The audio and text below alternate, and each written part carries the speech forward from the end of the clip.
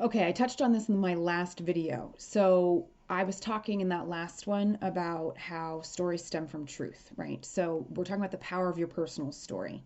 Now, personal story can be written in a variety of ways, right? You can do personal essay, you can do poetry, really, you can do memoir, you can do biography, uh, or rather autobiography. So there's lots of different mediums or different genres, if you will, that you can be sharing your personal story. You can also do spoken art form of telling your story, like think about the moth or something to that effect. But the point is that our personal stories have the power to change one reader, and by changing one reader we can change the world. Now how do I make that claim? How do I get there, right? So my whole theory here is that if stories can transport us away from the noise and the chaos and the challenge in our own lives, and they can give us rest and respite and shelter and pause, if stories can test us, challenge us, inform us, educate us, so that we can learn and we can grow and we can discover things that make our lives and ourselves better, then why would they not have the power to impact the world?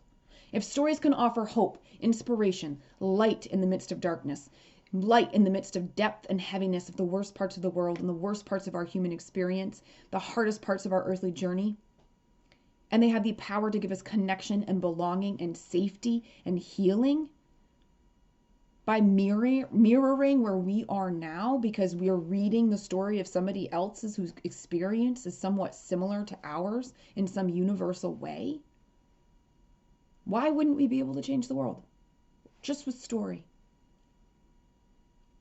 Someone somewhere needs your story.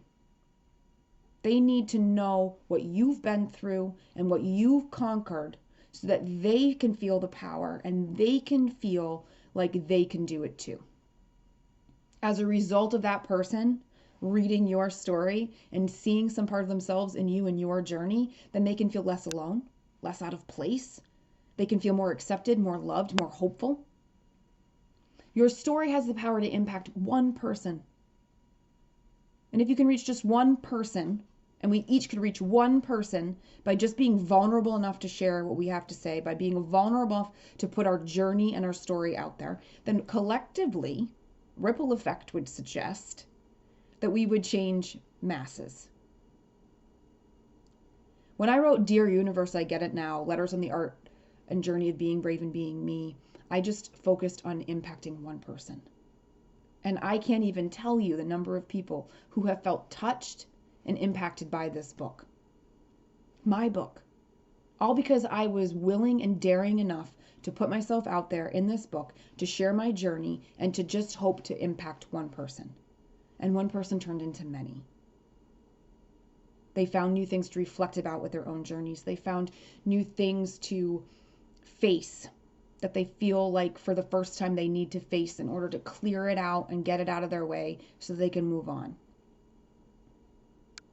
Parts of themselves were reignited in terms of passions that they felt like they had lost or childhood dreams that they had given up on. Now, I wasn't intending necessarily for all of those results. I was intending to help one person. Provide one person inspiration and hope. And I provided many. You have the power through your story to impact at least one person. And if you impact one person, you get to be the change that you wish to see in the world. One story, one reader, one change. And if we all worked off that method, one story, one reader, one change, we would have a whole world that was operating in a very different way, I think. So believe in the power of your story. Believe in the one person out there that your story can reach and write to them.